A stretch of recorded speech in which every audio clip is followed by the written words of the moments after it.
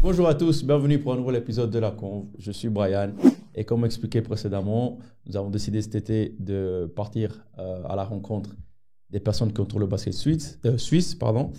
Et aujourd'hui, nous avons quelqu'un de très influent, de très connu de notre milieu, Imad Fatal, on ne le présente plus, président de Lyon de Genève, qui a amené ce club au top du pays, qui fait l'honneur de partager un moment avec nous, qui fait l'honneur de venir exprimer toute son expérience dans ce milieu. Imad, comme je dis toujours, merci d'accepter notre invitation. Pour les personnes qui vont voir la vidéo et qui ne te connaissent pas encore, chose qui va être difficile, est-ce que tu peux en quelques mots te présenter, nous dire comment est-ce que tu rentres au basket, comment est-ce que tu crées ce grand club de Lyon de Genève? Salut Brian, merci de m'avoir invité. Pour moi, c'est un honneur d'être à la Conve. C'est un podcast que j'aime beaucoup. Donc, merci beaucoup d'avoir souhaité ma présence. Donc, pour ceux qui ne me connaissent pas, je m'appelle Imad Fatal, j'ai 39 ans, 40 ans dans 3 semaines. Et je suis né en Suisse, d'origine syrienne, papa de 2 garçons, et puis marié. Et puis donc, on me connaît aussi, entre autres, je suis avocat, j'ai un cabinet d'avocats, et on me connaît entre autres pour avoir été le président et fondateur du club des Lions de Genève, club de basket suisse, qui a été créé en 2010. Avant 2010, on va essentiellement parler de basket, évidemment, vous l'aurez compris. Les Lions de Genève étaient sous une autre identité. Et toi, Alors, avant 2010, il y avait beaucoup de clubs à Genève. Et moi-même, j'ai joué pour un de ces clubs qui s'appelait les Geneva Devils. Et il y avait un autre club à Genève qui s'appelait MGS. Et en 2009, j'ai rejoint le comité des Geneva Devils. Et donc, j'ai pu, en tant qu'observateur, voir un peu ce qui marchait et ce qui ne marchait pas. Et beaucoup de choses ne marchaient pas bien, à mon sens. Et les clubs de Genève étaient alors derniers et avant-derniers. Et donc, j'ai suggéré, ce qui revenait souvent sur la table à l'époque, hein, aux 2 comités de l'époque, de fusionner les 2 clubs pour faire une seule place forte du basket genevois et suisse. Et donc, j'avais 26 ans à l'époque. Et c'est comme ça qu'à l'âge de 27 ans, je suis devenu le président des Lions de Genève. Et donc, avec le recul, je me dis qu'il fallait aussi beaucoup de courage pour mes camarades de l'époque d'accepter qu'un jeune homme devienne le président, alors qu'eux étaient actifs dans le basket suisse depuis des décennies. Et puis, ils ont quand même estimé que je pourrais peut-être être un bon président. Justement, tu dis qu'un président aussi jeune devienne tout simplement si on peut résumer, propriétaire d'un club ou qu'il soit le président d'un club. D'où te vient cette envie, cette passion? Parce qu'on sait qu'ici en Suisse, premièrement, on ne gagne pas d'argent en étant président d'un club. On doit plus investir qu'on gagnait. D'où te vient cette idée, cette passion, cette envie d'aider Genève à être au top ou de créer tout simplement un club? Brian, moi, le basket, c'est l'histoire de ma vie. Donc, le basket m'a tout donné. Historiquement et très, très brièvement, ma mère était une basketteuse qui jouait pour l'équipe nationale de Syrie. C'est une immigrée je suis issu d'un milieu extrêmement modeste et qui m'a fait cadeau d'un ballon en espérant que ça puisse compenser la présence d'un père, mais également de plein d'autres choses. Et c'est vrai qu'elle m'a fait le plus beau cadeau et à travers le basket, je me suis construit. Je suis tombé follement amoureux de ce sport. J'ai fait toutes les catégories jeunesse jusqu'à jouer en équipe nationale suisse junior et senior. Et puis, j'ai été en première division suisse à l'âge de 16 ans déjà, donc assez précoce. J'ai fait des études de droit parce que, encore plus à l'époque, on pouvait très difficilement concilier du basket de haut niveau et des études. Et puis, quand j'ai eu mon brevet d'avocat, j'ai voulu rendre au basket ce qu'il m'avait donné. Et même, c'était vraiment ce qui m'animait à l'époque, c'est de dire j'aimerais rendre un peu à ce beau sport ce qu'il m'a apporté parce que j'estime que le basket est une magnifique, comme tous les sports, hein, école de vie et que je lui suis extrêmement redevable. Et je suis rentré comme ça en 2010 dans cette folle aventure. Et puis 12 ans plus tard, j'ai eu le sentiment que j'avais payé ma dette. On va y revenir. Mais je suis avant tout un passionné de basket. Je regarde encore maintenant, très sincèrement, pendant la saison, 4 à 5 matchs par semaine de l'Euroleague, de la NBA, des championnats suisses. Quand j'étais président, je regardais tous les matchs. Donc vraiment, quand je rentrais le samedi après le mien, je regardais tous les autres matchs. Et j'étais très heureux de faire ça. C'est la définition parfaite d'un passionné. Tu crées les Lions de Genève en 2010. Vous avez assez rapidement du succès. Est-ce que pour un jeune président à ce moment-là, c'est pas avoir un peu de chance? Parce que pour créer une équipe qui gagne aussi rapidement. Je pense que pas par expérience parce que je suis encore joueur, mais je pense qu'il faut quand même bâtir sur 2-3 ans quelque chose avant de voir les résultats. Alors, c'est juste, moi je pense que j'ai été chanceux. Déjà, j'ai été chanceux que les comités de l'époque m'encadrent parce que c'est avec eux que j'ai créé le club et ils ont fait un travail fantastique d'épauler le jeune homme que j'étais à l'époque. Et puis j'ai eu de la chance, mais j'ai également réussi à convaincre les joueurs genevois de l'époque euh, de me rejoindre parce qu'il fallait vraiment faire confiance à un jeune président qui débutait, un nouveau club aussi. On avait un budget très modeste et il y a eu deux, trois moments fondateurs de notre succès. La première saison, on finit troisième, donc déjà c'était une grande surprise. La deuxième saison, on va en finale du championnat suisse et on pousse les Lugano Tigers de l'époque qui jouaient en la Coupe d'Europe à un match 5. Et la troisième saison, on est champion suisse en battant ces Lugano Tigers. Donc je crois que ça n'a plus été vu après dans le basket suisse. Il n'y a plus un club qui arrive et puis qui monte aussi vite. On a eu Vevey qui est monté, on a eu les clubs alémaniques, Neuchâtel qui nous a rejoint un peu plus tard également, mais jamais aucun club n'a eu une telle ascension. C'est aussi parce qu'on a réussi à un moment à avoir des joueurs, un mix de joueurs, et ça c'est une chance inouïe. J'ai lancé les carrières, il faut bien le dire quand même, de Jérémy Jaunin, Babacar Touré, Michael Mariotto, Florian Steinmann, il y avait aussi Abdulrahman Kashkara qui était à l'époque un jeune joueur genevois. Et directement derrière, en 2000, la deuxième saison, on arrive à convaincre un Vladimir Bouskaglia qui était vraiment un joueur, top joueur et une légende du basket suisse et une légende genevoise en tout cas, de venir finir sa carrière chez nous. Donc il a encadré ce groupe et quand on s'est serré la main avec Vladimir Bouskaglia, on s'est dit et si tu finissais sur un titre de champion, tout le monde nous riait au nez. Et puis en 2013, il tire sa révérence, il prend sa retraite, une magnifique carrière en étant champion suisse.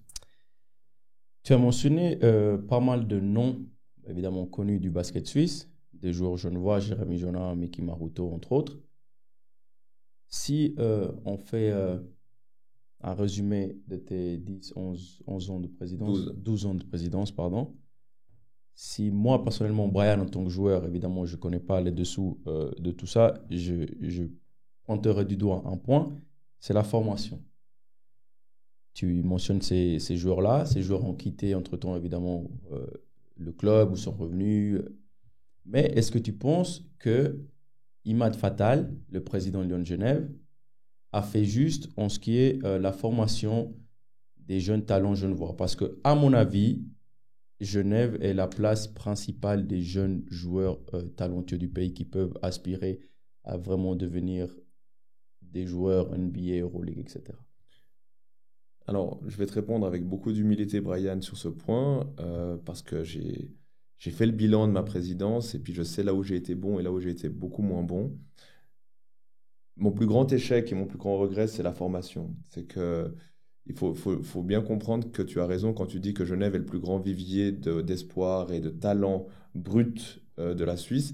C'est dû au côté cosmopolite de notre canton, c'est aussi dû au milieu urbain. On a beaucoup même des potentiels physiques très importants. Clint Capella est sorti de Genève. On a aujourd'hui des joueurs incroyables qui sont dans des championnats espagnols. Dejan Nessa qui est à Barcelone, Kaya Mutambirva qui est au Real Madrid, on a Dylan Ducommun également qui a été formé en Espagne, et c'est des joueurs adolescents aujourd'hui qui sortent tous de Genève. Le problème que j'ai rencontré, très sincèrement, et j'ai tout essayé, alors on ne peut pas me reprocher de ne pas avoir essayé de fédérer pour avoir un projet de formation unique, c'est que j'étais tellement impliqué par mon club qui me prenait des heures et des heures chaque jour que je n'avais pas encore la capacité de me dupliquer pour réussir à mettre en place un centre de formation. Donc j'ai délégué cette tâche à d'autres personnes compétentes qui mettaient du cœur à l'ouvrage, mais malheureusement on a été d'échec en échec dans chaque projet de formation qu'on a essayé de mettre en place. Et ça, j'aurais souhaité avoir un vrai projet de centre de formation à Genève, et c'est pas arrivé. Je me suis cassé les dents sur des gens qui voulaient pas qu'on travaille ensemble. Le problème de Genève, c'est qu'il y a beaucoup de bons clubs formateurs, et chacun prêche pour sa paroisse essentiellement. Et chacun est assez nombriliste et pense qu'il fait mieux que les autres. On avait de la peine à se s'asseoir autour d'une table et vraiment faire un projet commun tous ensemble. L'académie est née et puis elle a eu des résultats, mais on ne peut pas dire aujourd'hui qu'on a pu mettre en place une vraie structure de formation d'élite comme je l'imaginais. Je voudrais qu'on rentre un peu dans le vif du sujet. On va parler de toi et de ce qui a entouré les nombreuses équipes que tu as faites à Genève avec succès et dernièrement avec un peu moins de succès.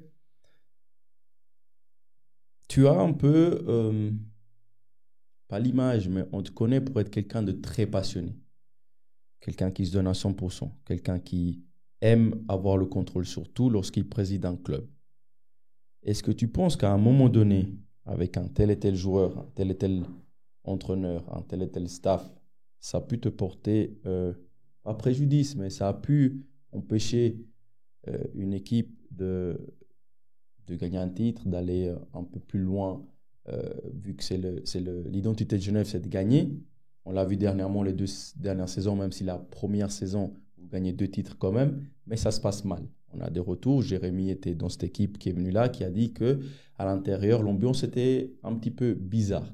La saison passée, c'était pas les Lions de Genève, c'était totalement autre chose.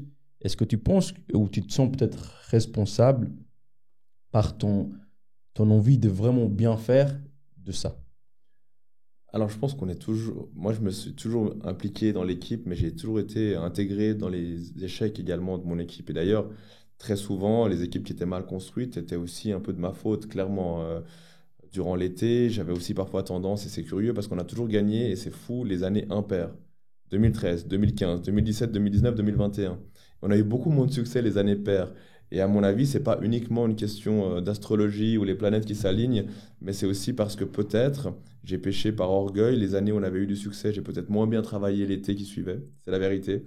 C'est pas le sentiment que j'avais parce que j'avais toujours la même faim et l'envie de construire, mais parfois on a moins bien fait les choses. Et après, s'agissant de ma nature, Brian, on ne peut pas changer une nature. C'est qui je suis. J'étais passionné, j'étais impliqué, je voulais effectivement beaucoup contrôler, je voulais que tout passe par moi. J'ai peu délégué, même si sur les dernières années, j'ai appris à plus déléguer parce que j'ai été entouré de gens extrêmement compétents. Mais je ne crois pas que des titres nous ont échappé parce que j'ai été trop interventionniste. Par contre, je peux te dire qu'il y a certains titres que nous avons gagnés parce que j'y ai laissé mon sang et mes larmes aussi. Je pense à une saison notamment dont tu te souviendras peut-être, mais en 2016-2017, c'est l'année où monte une équipe incroyable avec un budget complètement survitaminé. On peut même parler de dopage financier pour cette année-là.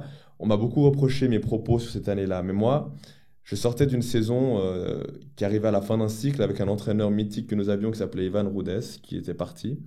Et on sortait et donc, je suis reparti en 2016-2017 avec une perte financière très importante et un effectif réduit, avec vraiment des garçons revanchards qui voulaient prouver des choses. Et personne ne donnait cher de notre peau. Et on gagne la Coupe Suisse à l'Arena devant 6000 personnes à la dernière seconde, alors qu'on perdait de 15 points à l'entame du quatrième quart.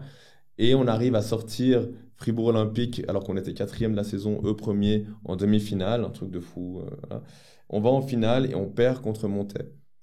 Et c'est vraiment la saison où j'ai accumulé toutes les blessures, tous les changements de joueurs, j'étais à l'entraînement tous les soirs avec le coach, les décisions difficiles et autres qu'on prenait ensemble. Et j'ai vraiment eu le sentiment là que par l'activité, la proximité avec les joueurs, ces joueurs revanchards, j'avais des joueurs qui débutaient leur carrière, d'autres qui la terminaient. On a réussi à pousser le club dans ses derniers retranchements pour aller le plus loin possible. Malheureusement, on a perdu en finale contre Montet, après avoir perdu des joueurs sur blessure pendant la série, etc. Mais donc, on ne se refait pas. On se souviendra certainement de moi comme le président passionné, mais aussi arrogant par moments, aussi qui haranguait les foules adverses, les supporters. Moi, j'ai toujours aimé être dans des environnements hostiles. Et si beaucoup de supporters ne m'appréciaient pas, j'espère au moins qu'aujourd'hui, ils me respectent. L'année passée, comme je l'ai dit précédemment, la première année de ces 2 ans sous l'ère Stimac, ça s'est passé plutôt bien parce qu'il y a 2 titres quand même. Mais à l'interne, ce n'était pas trop ça. L'année passée, c'était pire. Concrètement, comme je dis toujours, je fais venir les gens ici. Évidemment, je n'ai pas la science exacte, juste pour partager un moment, mais surtout pour être clair, pour que les gens puissent comprendre. Les gens qui sont à l'extérieur, on a malheureusement beaucoup de personnes qui pensent tout savoir sur le basket suisse alors qu'ils ne savent pas, pour les éclairer un petit peu ou pour qu'ils aient la vérité. Concrètement, il se passe quoi? André Stimac est le roi là-bas parce qu'il gagne 2 titres dès sa première année en tant que coach principal. Il y a des joueurs, on a parlé avant d'Ersen, Sabekis, juste incroyable pour le championnat suisse. L'année d'après, on se retrouve avec des joueurs, soyons honnêtes, de deuxième main par rapport au Lyon de Genève. Lyon de Genève, top club, des joueurs un peu qui doivent encore finir leur formation ou juste montrer qu'ils peuvent jouer dans un club comme ça. Et le club est en roue libre au niveau des résultats. Comment est-ce qu'on passe du top à ça? Il y a plusieurs explications. La première, c'est que quand on signe André Stimac, il y a une énorme excitation autour de lui. Et il y a beaucoup de joueurs qui veulent jouer sous ses ordres, mais vraiment beaucoup. Notamment, on commence par faire revenir Jérémy Jaunin. Et donc là, c'était déjà une magnifique nouvelle parce que Jérémy, c'est vraiment une légende de notre club. Et derrière Jérémy, c'est tellement quelqu'un qui est charismatique, qui est vraiment un lucky charm, comme on dit en anglais, un porte-bonheur partout où il passe, qu'il attire aussi un peu l'envie des joueurs comme Tim Derksen de le rejoindre, qui était aussi à Fribourg Olympique. Puis petit à petit, il y a Nathan Jurkovic qui dit on serait intéressé. Puis les gens commencent à voir qu'on monte une super team et d'autres veulent nous rejoindre. Puis on a réussi à assembler les pièces du puzzle comme ça parce que tout le monde était intéressé par jouer pour André Stimac à ce moment-là. Roberto Kovac également revient pour jouer pour André. Et on fait une bonne saison. Même si malheureusement on perd ensuite en play-off, probablement parce que l'ambiance était gentiment effritée et puis péjorée au fur et à mesure de la saison, mais on fait quand même 2 titres. Et il ne faut pas oublier qu'on vit une époque où il y a une suprématie de Fribourg Olympique. Il ne faut pas compter les années en disant aujourd'hui une équipe qui gagne un titre et qui n'est pas Fribourg Olympique, aujourd'hui en 2022 c'est un exploit. Donc parce que Fribourg Olympique s'est tellement installé comme un poids lourd du basketball suisse et qui a tellement de marge sur ses concurrents en raison de l'effectif, des infrastructures, de l'expérience européenne, que c'est très dur de les battre. On les bat. On les bat sur des très gros matchs en plus et on gagne. Ensuite, effectivement, en cours de saison, pour la saison 2020-2021, on rapatrie Nathan Jurkovic qui était en Israël et j'ai cru comprendre que ça avait été mal vécu par le groupe. Et sincèrement, j'avais pourtant pris un peu l'avis des cadres et je pense qu'ils n'ont pas eu le courage de me dire qu'ils ne pensaient pas que c'était une bonne nouvelle. Et donc, on fait venir Nathan.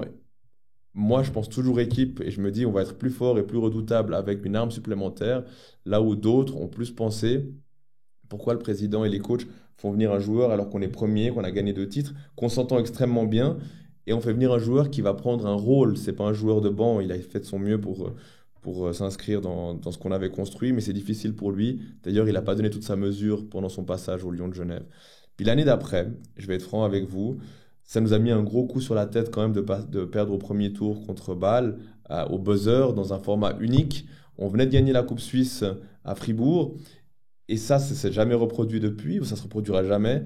On gagne le samedi soir et on nous fait commencer les playoffs le mardi soir ou le mercredi soir. On avait encore le goût du champagne pour certains joueurs dans la bouche et qu'il fallait déjà rentrer dans une série de playoffs. Et on a tout de suite senti, on jouait les matchs toutes les 48 heures. Donc en fait, on a commencé mardi soir et on était éliminé samedi. On a gagné mardi, on a perdu jeudi. Ça allait vite. Et on a perdu samedi. Il n'y a pas eu le temps d'ajuster quoi que ce soit. Il y avait de la fatigue intellectuelle aussi, il y avait de la fatigue physique. Et c'était la première fois qu'on jouait un format au meilleur des 3 matchs. On était en période Covid un petit peu et la fédération voulait vite terminer cette saison. Je peux vous garantir que sur une série en 5 matchs avec l'espace nécessaire et une semaine après la Coupe Suisse, on ne perdait pas au premier tour. Mais on a perdu là et ça m'a mis un coup sur la tête. À moi, mais également à mes collègues dirigeants et à nos sponsors. Et derrière, on a eu beaucoup de peine à relancer quelque chose de sain. Et aussi, il faut bien le dire, c'est que les années précédentes, j'ai osé aussi ouvrir les cordons de la bourse et dépenser de l'argent, sachant que si ça tournait mal, les pertes seraient assumées par moi. Enfin, disons pas moi personnellement, mais disons que j'aurais dû trouver moi des solutions. Et à l'entame de cette dernière saison de contrat de mes entraîneurs et de certains joueurs, je savais que ce serait probablement la dernière pour moi. Et je n'ai pas voulu prendre de risques financiers. C'est pour répondre à ta question de pourquoi il n'y avait pas de superstars aussi. 1, parce qu'on n'arrivait pas à les recruter, pour être franc. Et 2, parce que je ne voulais pas casser la banque sur cette saison-là et laisser des dettes à mon successeur. Je t'ai posé la question quand on était hors caméra. Si ce n'est pas le chemin le plus facile pendant 11 ans, ça se passe super bien, il y a des titres et tout va bien. Et l'année où ça va un peu moins bien par rapport au standard des Lions de Genève, tu pars. Est-ce que tu ne penses pas que c'est peut-être pas perçu comme un manque de caractère, parce que tu n'as pas prouvé que tu as du caractère, tu l'as montré tous les week-ends sur le terrain, au bord du terrain. Mais ça peut être vu comme, ah, là c'est difficile, et puis il part. Pourquoi? Déjà, j'avais annoncé mon départ à l'interne bien avant la fin de la saison. Donc, quels que soient les résultats, j'avais annoncé que je partirais. Donc, les gens qui sont proches le savaient. Mais tu as raison de poser la question. Moi, j'aurais voulu partir sur un triplé ou sur un doublé ou sur un titre de champion suisse. Ça aurait été la sortie magnifique que j'aurais voulu. Je l'espérais en 2020-2021. Mais on a été éliminé au premier tour des playoffs. Et donc, après un tel coup de massue, je voulais pas quitter le club dans ces conditions-là. Surtout qu'on jouait dans des salles vides. J'aurais voulu une plus belle sortie dans une salle pleine avec le succès qu'on méritait. Mais je sentais sincèrement que ma motivation n'était plus la même. J'étais même sur la fin, il fallait me tirer pour que j'aille au match. Et ça m'est jamais arrivé. J'arrivais au match parfois quelques minutes avant le début du match, alors que j'avais toujours du plaisir à être là une heure et demie avant. J'avais beaucoup moins de plaisir. Moins de motivation, moins de plaisir.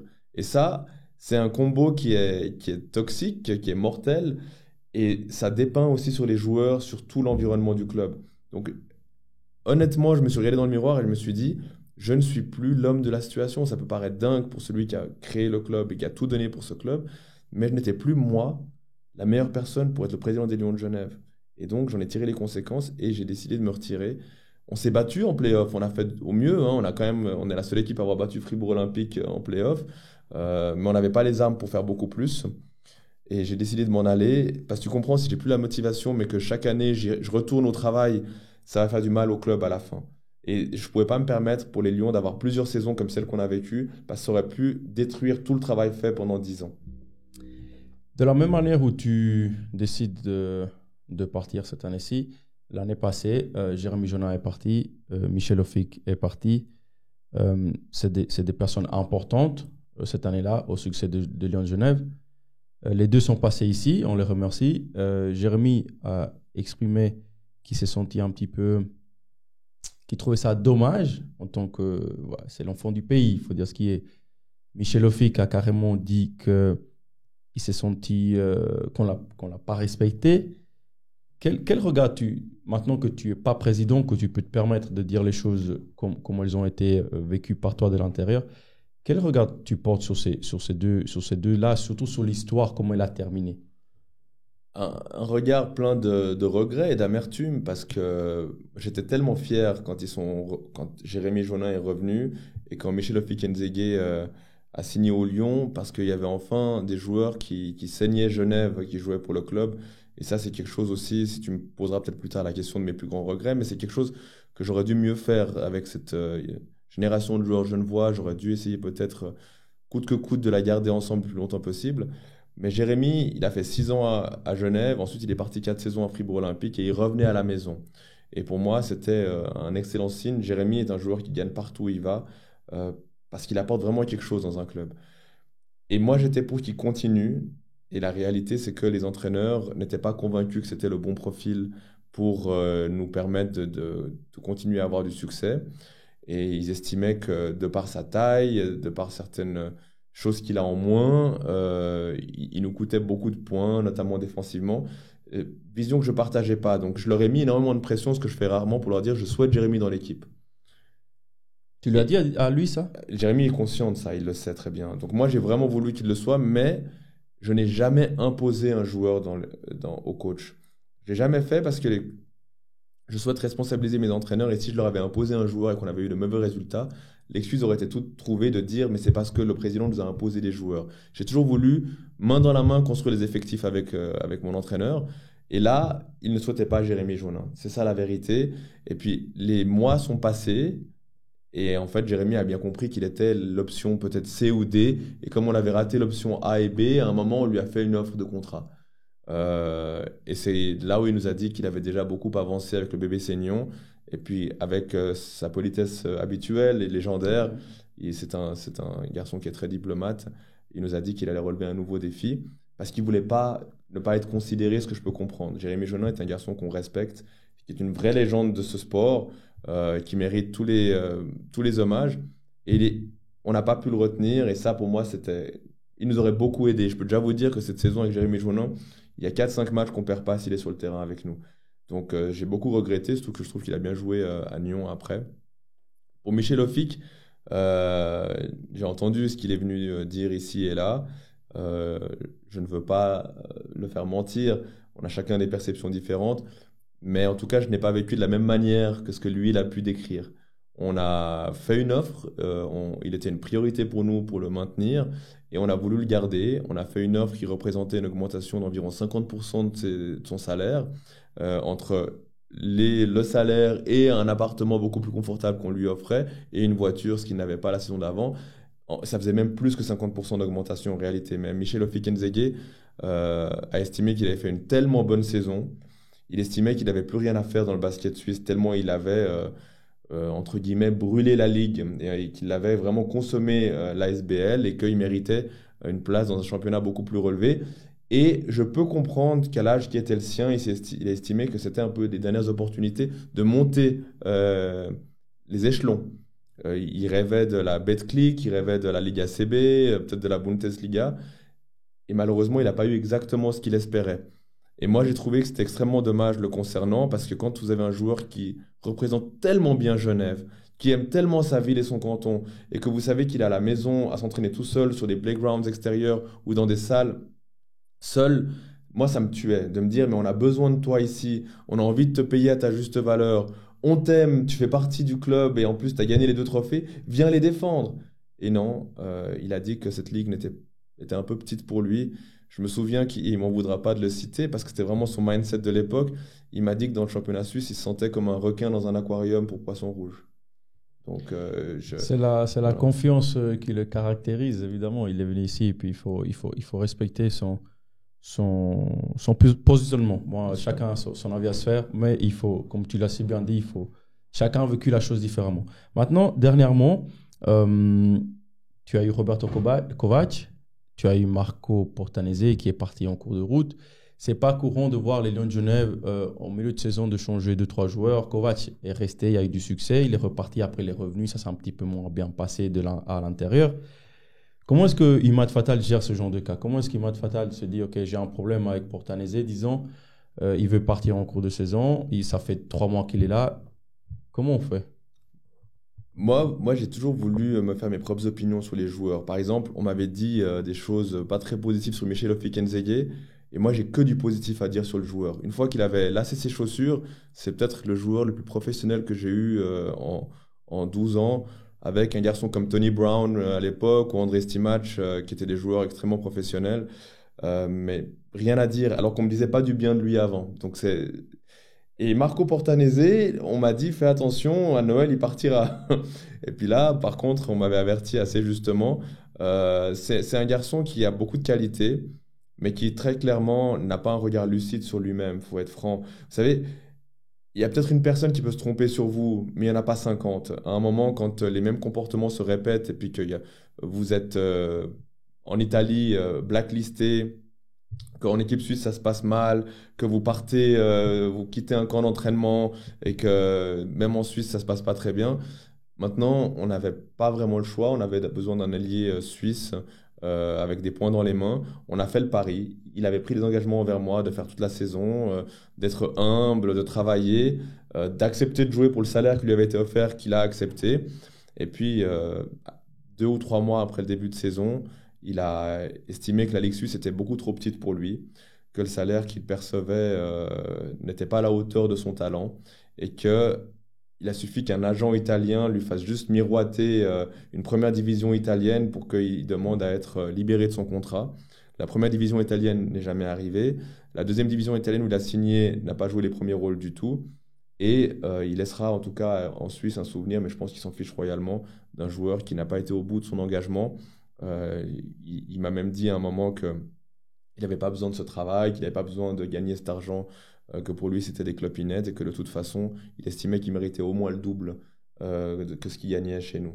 Voilà, c'est des propos qui sont difficiles à entendre pour un dirigeant. J'ai essayé de gérer au mieux, mais c'est clair que ça a pourri la situation parce que pendant un mois et demi, on a eu un joueur qui ne voulait pas être dans le club avec nous.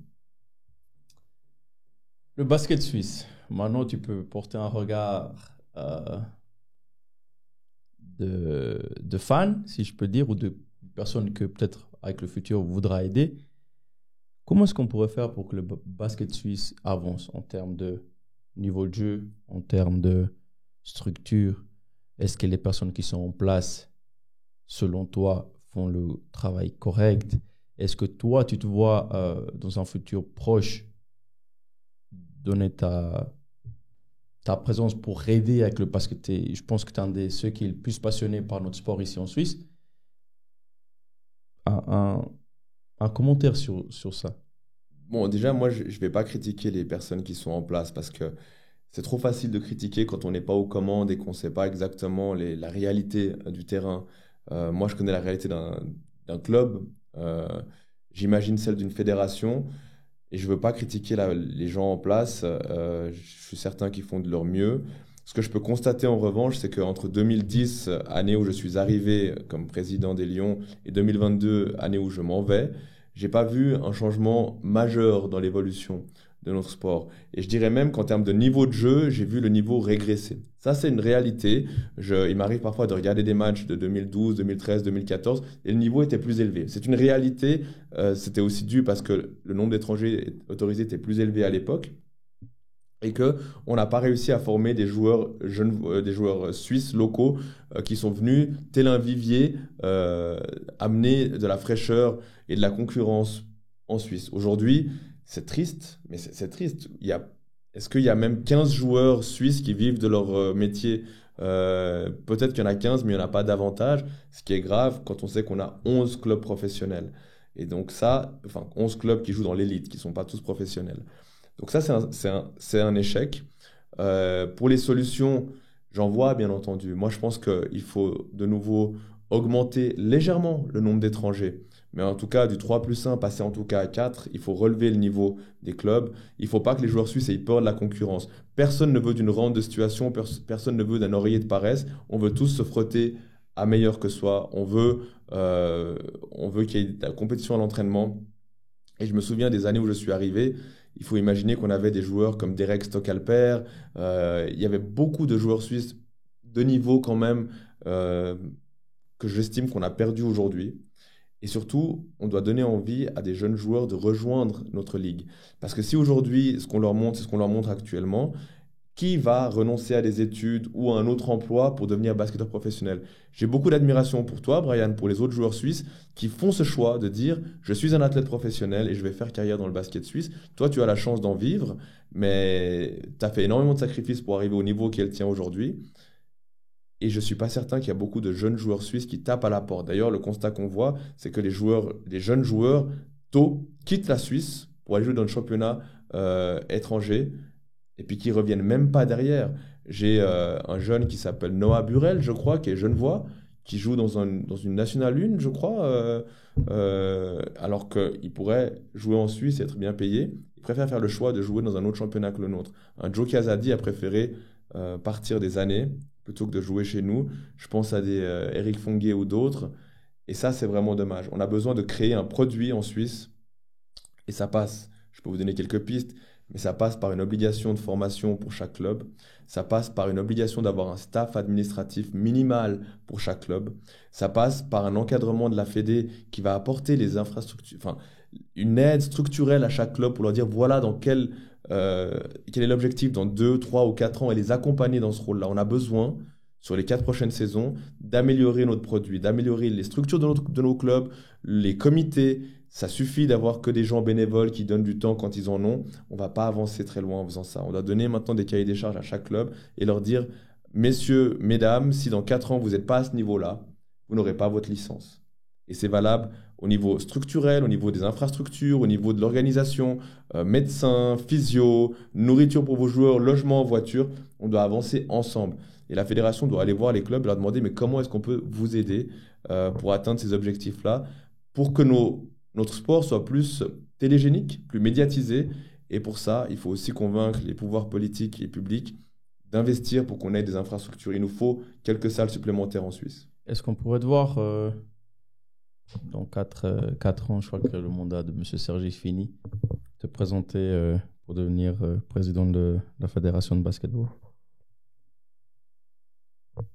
On me parle beaucoup de ça en ce moment, énormément, en me disant qu'on souhaiterait un jour me voir à la tête de la fédération.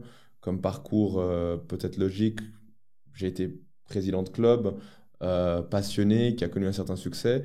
J'ai encore la jeunesse pour moi, à 39 ans, j'en aurai 43 dans 4 ans. J'ai du respect pour M. Sergi. Je sais qu'il est beaucoup décrié en ce moment. J'aimerais dire quelques mots. Je ne sais pas quand est-ce que ces propos seront entendus. Mais disons qu'à l'heure où on enregistre, il a accepté un mandat très éminent et important d'être le directeur général du Ballet Béjart à Lausanne. Et les gens s'inquiètent beaucoup. Je peux comprendre la déception de la communauté basket parce qu'on a eu un président qui nous a fait beaucoup de promesses sur son investissement personnel. Et tout d'un coup, on voit qu'il va avoir un mandat au moins aussi important, voire plus important que le basket. Et on peut craindre qu'il ne délaisse un petit peu son mandat de président de la fédération sur les 4 années à venir. Mais je pense qu'il faut se réjouir que le Ballet Béjart vienne chercher un des nôtres pour un poste aussi important. Ça veut dire qu'il y a de la qualité chez nous. Et il faut faire confiance à M. Sergi et il sera jugé sur ses actes sur les 4 prochaines saisons en espérant vraiment qu'en 2026, il puisse vraiment avoir un bilan à défendre. Mais moi, je suis au service de la communauté basket. J'ai encore beaucoup à donner au basket. Et l'histoire nous dira si ce sera dans des fonctions dirigeantes au niveau de la fédération ou non. Mais en tout cas, ce que je sais, c'est que le basket est l'histoire de ma vie et que j'aimerais vraiment que notre ligue féminine, masculine et notre formation et nos équipes nationales jouent à un niveau plus élevé et soient un exemple pour les autres pays. Je vais te poser une série de questions où je voudrais que tu me répondes par 2 phrases. Si tu pouvais changer quelque chose des 12 ans que tu as été président de Lyon de Genève, ça serait quoi? Ou est-ce que tu changerais quelque chose? Je n'aurais jamais laissé partir Babacar Touré et Jérémy Jonin. Ils le savent, ça? Je sais pas. Sévac Kochoyan. Bon agent, travailleur, très travailleur. Les gens peuvent jalouser son succès et sa mainmise sur notre championnat, mais il faut dire qu'il a créé lui-même un marché de niche. Je me souviens de lui, je connais Sévac depuis 25-30 ans. Je me souviens de lui quand il a décidé de devenir agent lorsque personne parlait de ça et très fier de son parcours. Le joueur du championnat que tu n'as jamais eu, que tu aurais absolument voulu avoir? C'est pas que j'aurais voulu absolument l'avoir, c'est que je l'ai pas mesuré à sa juste valeur. Et il s'appelle Brian Colon. C'est la vérité. Mais parce qu'en fait, Brian, tu as eu une progression que j'aurais pas, mais une progression dans ta maturité et ta manière d'aborder ton métier. Je me souviens de toi, tes premières années, un feu follet, capable d'avoir beaucoup de points dans les mains quand tu jouais pour Andoal de Sarzin et autres. Et sincèrement, je ne t'avais pas vu venir avoir une telle carrière. Et j'ai toujours dit, j'attends de voir si Brian est capable de porter une équipe vers un titre. Est-ce qu'il est capable de prendre les bonnes décisions au bon moment dans un match serré où il y a un trophée qui est décerné à la fin? Et tu m'as montré ces dernières années que tu es capable d'être un homme décisif et capable de porter une équipe sur les épaules. Tu l'as fait avec Neuchâtel, mais avec des ambitions qui n'étaient pas... où vous partiez de très loin, avec un jeune effectif qui s'est renforcé au fur et à mesure, mais vous étiez une surprise. J'attends de te voir avec un effectif plus important, vraiment l'amener vers la terre promise, et je pense que tu arrives à maturité pour le faire. En tout cas, tu dois savoir que j'ai beaucoup de respect, et c'est ce que je dis dans mon intimité autour de moi, pour le joueur que tu es devenu, et la maturité que tu as su développer, et surtout l'introspection et la réflexion sur qu'est-ce que je peux faire pour être un meilleur joueur et un meilleur homme. Là où beaucoup d'autres ne vivent que de certitudes, on a parlé de certains avant. Donc je te félicite pour cette remise en question permanente sur ton métier. Je vais quand même répondre. Franchement, merci beaucoup. Ça me touche d'entendre ces paroles-là. Je sais qu'évidemment, ce n'était pas gagné. Je me souviens d'une année 2015 où on m'a fait venir au Lyon de Genève pour faire un essai. L'entraîneur à cette époque-là, c'était Oudez. Il a vite coupé court. Ça, c'est des choses qui me motivent, qui m'ont motivé à devenir ce que je suis. Je ne pense pas être quelqu'un d'extraordinaire ou quelqu'un au-dessus des autres. J'ai juste travaillé pour avoir ce que je pense être mérité. Donc, franchement, merci beaucoup. Moi, je me suis toujours demandé, et Patrick Pembele le sait, quand est-ce que j'allais finir au Lyon de Genève. Ça fait 10 ans, je pense, que j'avais ça en tête. Et à la personne que je l'ai exprimé, je pense le plus, c'est à Patrick. Je dis, Patrick, un jour ou l'autre, il pourra confirmer ce que je dis. Un jour ou l'autre, je veux et je vais finir au Lion de Genève. C'est chose faite maintenant. C'est dommage que tu ne sois pas le président. Moi, je sais que tu es autour et tu vas venir voir les matchs, nous supporter. Le pire entraîneur que tu aies signé, pas le pire, attention, c'est un grand mot, celui-là que tu te dis, ah là, peut-être j'ai fait une erreur. Alors, c'est simple, hein, c'est le seul que j'ai licencié. En 12 ans de présidence, j'ai licencié un seul entraîneur. C'était Michel Perrin en 2011. Les gens se souviennent de ça parce que j'étais très jeune et on venait de commencer la saison et on était à 4 victoires, une défaite. Et je l'ai licencié après une défaite, alors qu'on était à 4-1 contre Fribourg Olympique, parce que pendant tout un match, il a switché sur pick and roll et j'ai Jérémy Jaunin qui s'est retrouvé contre Oliver Vogt, mais vraiment pendant 40 minutes. Ah, il nous a C'est-à-dire expliqué que ça, Jérémy. et j'ai compris qu'en fait, dans ce que et peut-être que c'est une décision qui était la meilleure que j'ai prise de ma vie, hein, il m'en voudra pas le dire, parce que derrière, on a été en finale du championnat, d'ailleurs, on est devenu le club qu'on est devenu, et je pouvais pas accepter une médiocrité comme je l'apercevais à l'époque. Je ne lui en veux pas. C'était le premier coach qu'on a eu. On avait des moyens aussi assez limités à l'époque et on a pris. Moi, je connaissais rien du milieu encore, mais c'est le seul coach où j'ai eu de la peine à travailler avec lui pour plein d'autres raisons que j'aimerais pas développer ici. Il a fait une carrière très honnête ensuite en Suisse quand même, mais je l'en félicite. C'était juste pas la bonne personne pour les Lions de Genève à l'époque. Le meilleur? Le meilleur, c'est la légende du club. C'est Ivan Roudès qui a sur la période 2012 à 2016 rapporté 5 titres majeurs au club. Et puis, et je le regrette, il a eu un peu de peine ensuite à confirmer tous les espoirs placés en lui dans le basketball professionnel. Il a eu un peu joué de malchance aussi dans certains pays. Il a quand même été l'entraîneur de la Slovaquie notamment. Il a coaché en Allemagne aussi et en Hollande. On a vécu vraiment quelque chose de fantastique. Je me souviens quand on s'est serré la main, il avait à peine 32 ans et on me disait que j'étais fou de prendre un coach aussi jeune. Moi, je disais à tout le monde que le talent n'attend pas le nombre des années. Et il a été champion la première année, en 2012-2013, avec une série de victoires assez fantastique, de 22 victoires de suite, dont tout le monde se souvient. Ta saison en tant que président la plus mémorable, tu te dis, cet été, j'ai vraiment fait les choses comme il faut. Ça a roulé comme un train, on va dire, si on reprend cette expression.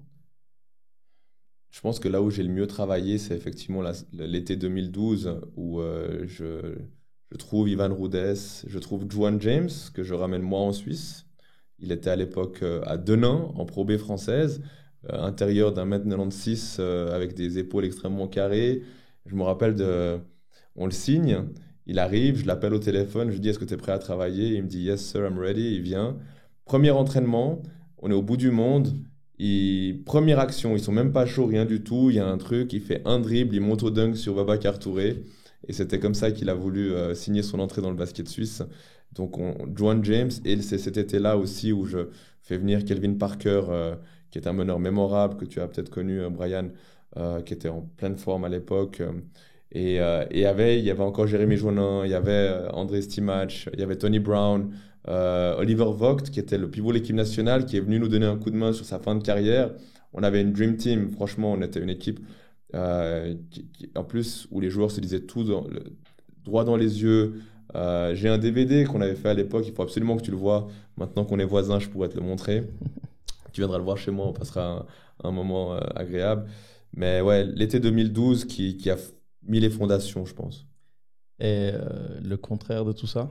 La saison la plus... C'est la dernière, c'est clairement la dernière où j'ai eu le moins de plaisir, où tout était difficile à vivre pour moi.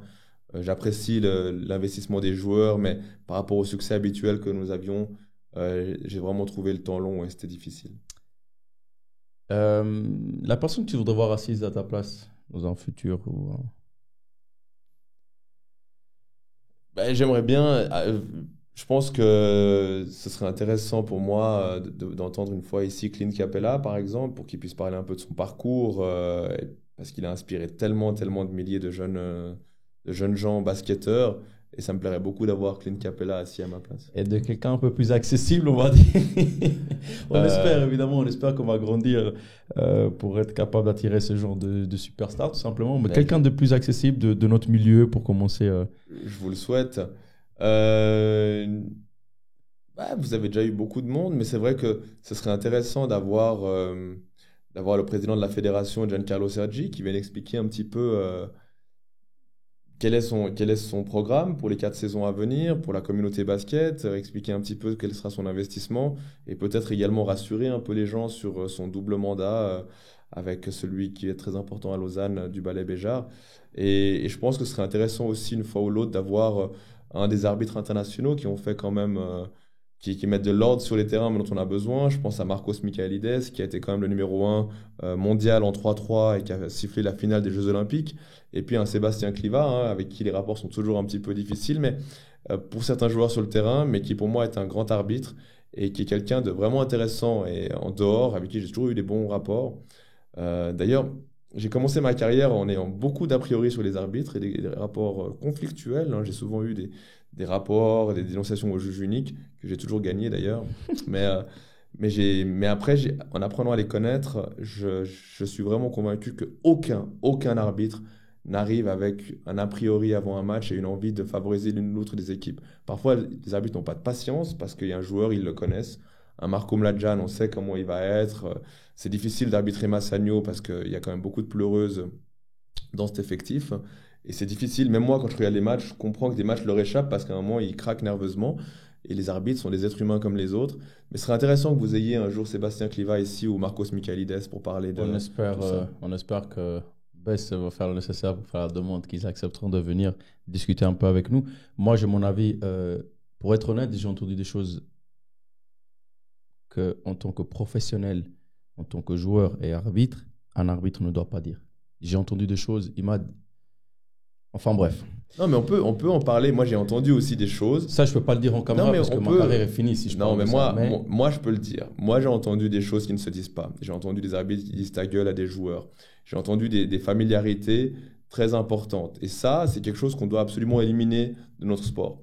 J'ai entendu des choses qui ne se disent pas, et ça, c'est des choses qui doivent remonter. Il faut que ça se sache, il faut que ça se dise. Un arbitre est payé pour une prestation, il doit respecter les joueurs. Quel que soit le niveau du joueur sur le match ou autre, un arbitre n'a pas à donner du tout une appréciation là-dessus. Et moi, j'attends des arbitres qu'ils arrivent avec une appréciation complètement vierge et nouvelle à chaque match.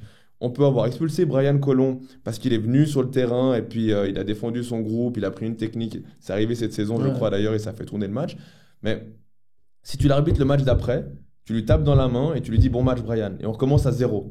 Parce que c'est comme ça que ça doit fonctionner. Le joueur a déjà été sanctionné pour un comportement, il ne va pas l'être une deuxième fois. Il n'y a pas de double peine dans le basket.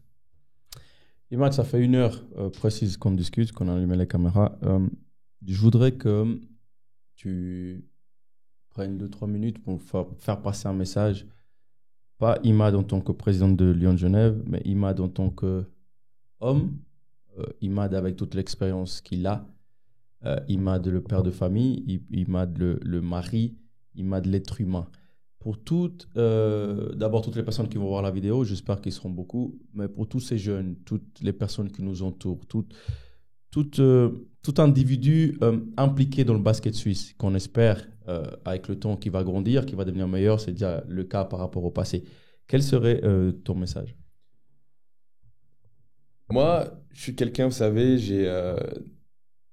j'ai tout donné pour le basket et maintenant je retrouve une forme de liberté. Ça me fait très bizarre cet été d'avoir autant de temps pour moi. Et ça permet des introspections sur qui nous sommes réellement. Donc je suis avocat, j'aime beaucoup mon métier. Et je suis père de famille, j'ai envie de donner du temps à mes enfants. J'ai 2 garçons basketteurs en plus qui sont passionnés de basket, qui vous connaissent. D'ailleurs, mes garçons, ils me disent que leur joueur préféré, c'est Brian Colon. Donc ils sont enfin contents qu'il soit à Genève et qu'ils vont pouvoir le voir jouer et l'encourager. Moi, je suis très heureux d'assister au match avec un peu moins de pression.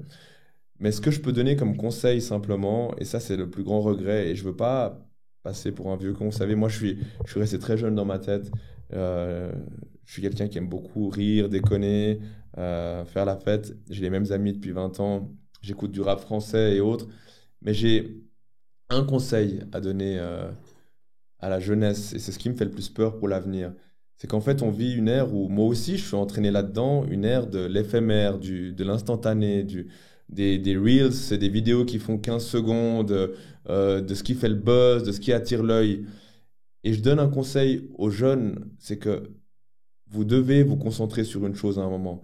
Vous devez être capable de débrancher votre téléphone et d'accepter de ne pas avoir de notifications pendant 2, 3, 4 heures. Vous devez être capable d'un travail de concentration profond pour perfect your craft, comme on dit en anglais, travailler sur votre projet personnel. Tu le fais, Brian, quand tu t'entraînes, quand tu veux développer, rajouter des mouvements dans ton jeu comme tu l'as fait, quand tu fais les mêmes gammes, en t'imaginant en sortie de pick and roll avec le ballon, sans le ballon, avoir le défenseur sur toi. Tu peux pas avoir ton téléphone à ce moment-là. Et tu peux pas filmer tout ce que tu fais non plus. Et je donne ce conseil aux jeunes.